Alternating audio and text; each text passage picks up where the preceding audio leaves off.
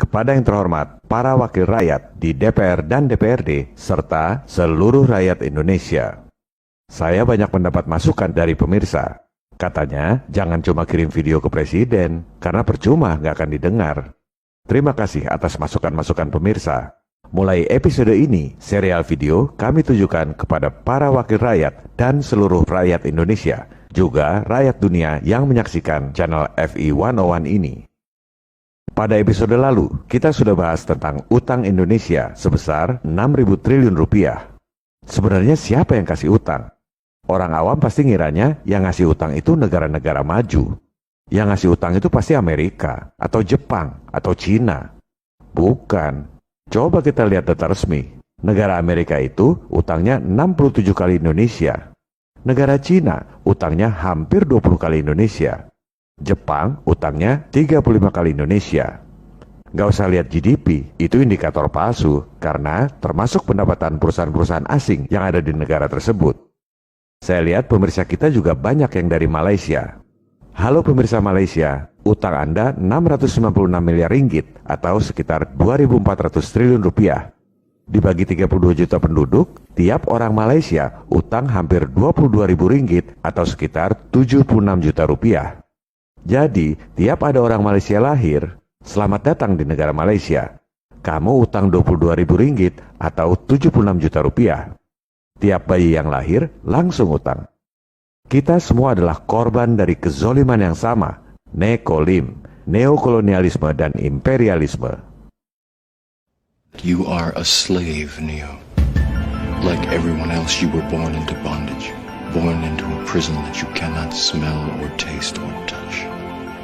A prison for your mind.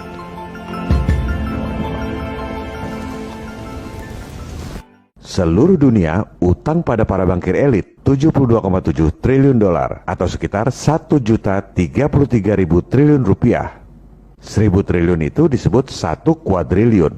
1 juta triliun disebut 1 kuintiliun. Pasti orang nggak pernah dengar kuintiliun. Satuannya aja nggak pernah dengar, apalagi ngitung duitnya. Gimana caranya mereka bisa punya uang yang begitu banyak buat kasih utang pada semua negara di dunia? Duit dari mana? Siapa yang nyetak duit sebanyak itu? Itu semua adalah duit siluman hasil penggandaan uang secara elektronik lewat sistem perbankan fractional reserve. Nggak perlu jaminan emas, nggak perlu jaminan sumber daya alam, nggak perlu jaminan proyek. Uang dolarnya nggak pernah dicetak dan nggak pernah masuk dalam statistik uang dolar dalam peredaran di Amerika. Benar-benar duit siluman. Tapi kita disuruh bayar bunga utangnya real dari pajak. 373 triliun rupiah per tahun. Itu baru bunganya saja. Pada episode ini, kita akan bahas bagaimana Wall Street bisa bikin uang siluman 6.000 triliun untuk kasih utang pada Indonesia. Itu bukan asal nyetak duit, tapi sesuai dengan kaidah-kaidah akuntansi perbankan internasional dan diaudit oleh auditor paling top di dunia. Ini sangat menarik. Kita pahami dulu permainan Wall Street, baru kemudian kita bicara solusi yang efektif di episode 32. Kalau rakyat tahu betapa mudahnya kasih utang 6.000 triliun pada Indonesia, semudah itu pula kita bisa bayar 6.000 triliun dalam sehari.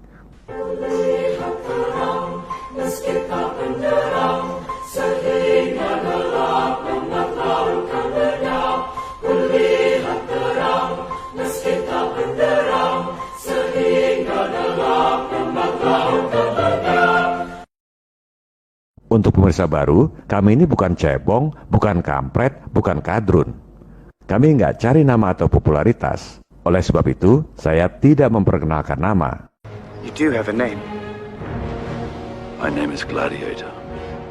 Kami nggak jual buku atau jual seminar. Kami nggak cari panggung karena pengen jadi presiden atau jadi camat. Ditawari jabatan apapun, kami akan menolak. Kami sudah sangat bahagia dengan pekerjaan dan kehidupan kami yang sekarang. Kami adalah rakyat jelata yang menyampaikan suara kebenaran untuk mencerdaskan kehidupan bangsa, serta mengawal tujuan bernegara.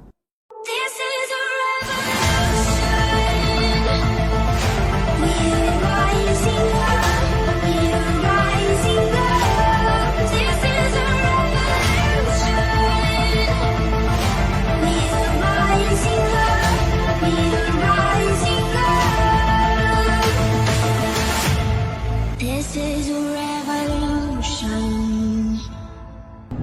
What we do in life echoes in eternity. Mari kita bongkar bagaimana Wall Street menciptakan uang siluman buat kasih utang pada semua negara di dunia.